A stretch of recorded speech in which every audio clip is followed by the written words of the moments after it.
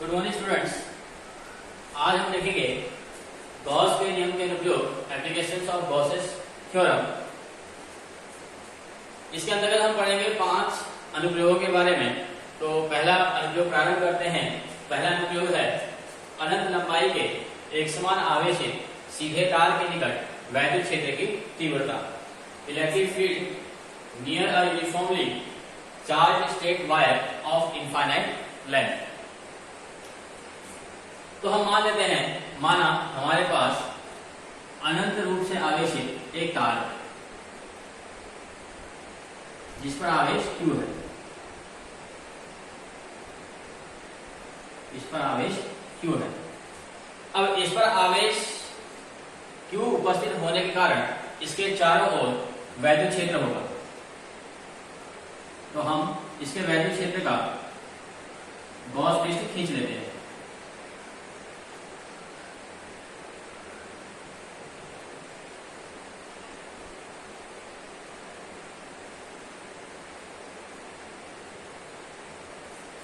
और इस गॉस पृष्ठ की जो लंबाई है, इस लंबाई को हम L मान लेते हैं। इस तार से हमने R की दूरी है और यहां पर बिंदु P है और इस बिंदु P पर हमें वैद्युत क्षेत्र की तीव्रता ज्ञात करनी है। अब चूंकि बेलनाकार तार के चारों ओर का गॉस पृष्ठ क्या है, बेलनाकार है, और हम जानते हैं इसी बेलनाकार पृष्ठ के 3 पृष्ठ होते हैं। दो आपके सर्कल होते हैं और तीसरा उसका जो वक्र पृष्ठ होता है। तो इसी प्रकार से इस बेलनाकार तार का जो गॉस पृष्ठ है, इस गॉस पृष्ठ के भी 3 पृष्ठ होंगे। एक पृष्ठ 2, इसको हम नाम देते हैं, ये हो जाएगा पृष्ठ S1, ये पृष्ठ S2 और ये जो वक्र वाला है पृष्ठ, इसको बोल देंगे S3। और क्योंकि इस तार पर आवेश है इसलिए इस पर चारों ओर वैद्युत क्षेत्र E होगा। ये वैद्युत क्षेत्र E हो गया। अब इन तीनों पृष्ठों के हम सूक्ष्म सदिश क्षेत्रफल ले लेते हैं। ये हो जाएगा DS1, ये पृष्ठ DS2 और इसको ले लेते हैं हम पृष्ठ DS3।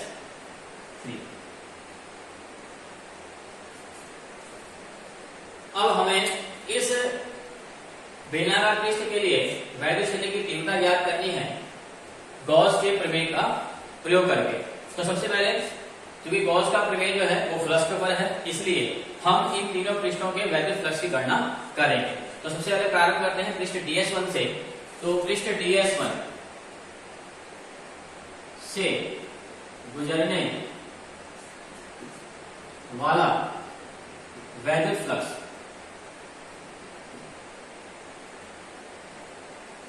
और ये वैद्युत फ्लक्स होगा φ1 equal to integration vector E dot vector DS1 equal to integration E ds1। अब यहां पर होता है cos थीटा।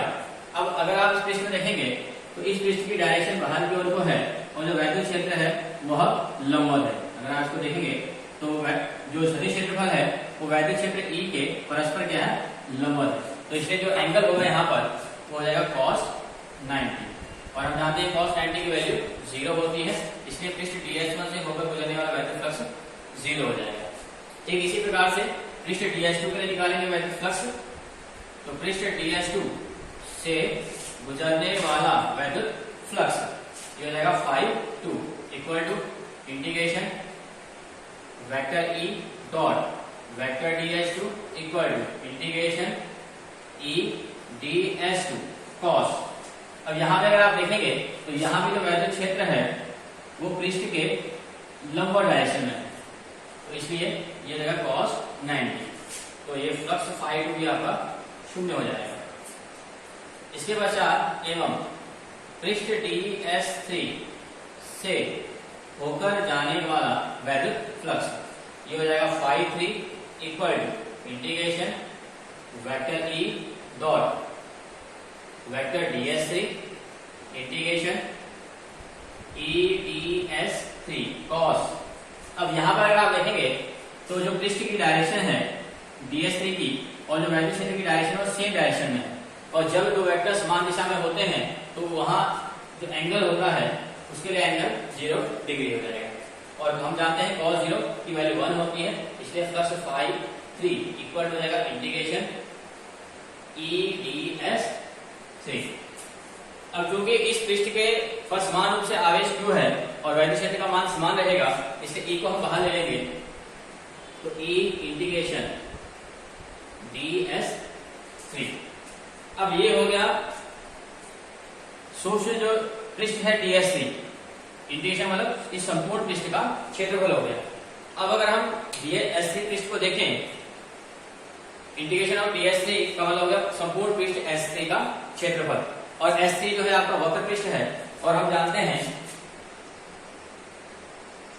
ds3 ये हो जाएगा वक्र पृष्ठ, और वक्र पृष्ठ होगा बेलन का, जो बेलनाकार पृष्ठ है, और बेलन का वक्र पृष्ठ हम जानते हैं 2πr/h। अब यहाँ पर हाइट की जगह पर हमने लंबाई ली है, इसलिए वक्र पृष्ठ जो हो जाएगा वो हो जाएगा 2πr/l। इस वैल्यू को यहाँ पर रखेंगे तो फाई 3 इक्वल टू हो जाएगा ये e इंटू 2πr/l। तो हमने इन तीनों पृष्ठों से ds1 से ds2 से और ds3 से गुजरने वाले फ्लक्स की गणना की, जो क्रमशः 0 0 और e इंटू 2πr/l आए। अब हम निकालेंगे कुल वैद्युत फ्लक्स, कुल वैद्युत फ्लक्स, और कुल वैद्युत फ्लक्स हो जाएगा phi equal to φ1 plus φ2 plus φ3। φ1 0 है, φ2 भी 0 है, और φ3 हमने निकाला है e इंटू 2πr, तो e इंटू 2πr है। तो टोटल जो फ्लक्स हो जाएगा वह हो जाएगा e इंटू 2πr/l। समीकरण 1। अब हम गॉस के प्रमेय की सहायता लेंगे, और हम जानते हैं गॉस की प्रमेय से, गॉस की प्रमेय है किसी वैद्युत क्षेत्र में स्थित पृष्ठ से गुजरने वाला वैद्युत फ्लक्स फाई 1/ε0 मल्टीपल होता है टोटल चार्ज का। अब ये भी हमने पृष्ठ निकाला है इस तार के लिए, और ये फॉर्मूला आपका गॉस की प्रमेय इस तार के लिए होगी, तो समीकरण 1 व 2 से, समीकरण 1 व 2 से इसकी वैल्यू को यहाँ पर देंगे, ये दोनों इक्वल हो जाएंगे, तो e into 2πr/l equal to हो जाएगा 1/ε0 इंटू q। e इक्वल, अब इस वैल्यू को पूरा वहां ले आते हैं, तो वैल्यू क्षेत्र e इक्वल टू 1/2π को ε0 दिखा लेते हैं, 2πε0 r को इसे दिखा लेते हैं, और ये रहेगा q/l। ये जो q/l होता है इसको हम बोलते हैं तार का लैम्डा इक्वल टू रेखीय आवेश घनत्व, जो कि होता है q/l।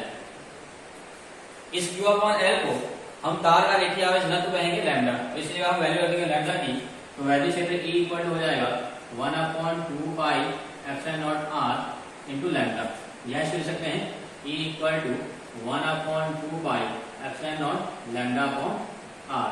अतः अनंत लंबाई के एक समान आवेशित तार के निकट वैद्युत क्षेत्र की तीव्रता 1/2πε0 λ/r होती है। अब इसको अगर हम 4πε0 में के फॉर्म में कन्वर्ट करें, तो इसके लिए E इक्वल टू 1/2πε0 λ/r, इसको 2 से मल्टीप्लाई और डिवाइड कर लेंगे, तो ये आपका वैद्युत क्षेत्र हो जाएगा E इक्वल टू 1/4πε0 2 λ/r। और अगर इसका हम सदिश स्वरूप लिखें, सदिश स्वरूप, तो सदिश स्वरूप के लिए ये हो जाएगा vector E equal to 1/4πε0 2 λ/r और r कैरेट, क्योंकि r यहाँ पर क्या होगा एक सदिश राशि होगा, इसलिए इसका एकांक सदिश ले लेंगे वैद्युत क्षेत्र का सदिश स्वरूप लिखने के लिए। तो यह हो गया अनंत लंबाई के आवेशित तार के निकट वैद्युत क्षेत्र की तीव्रता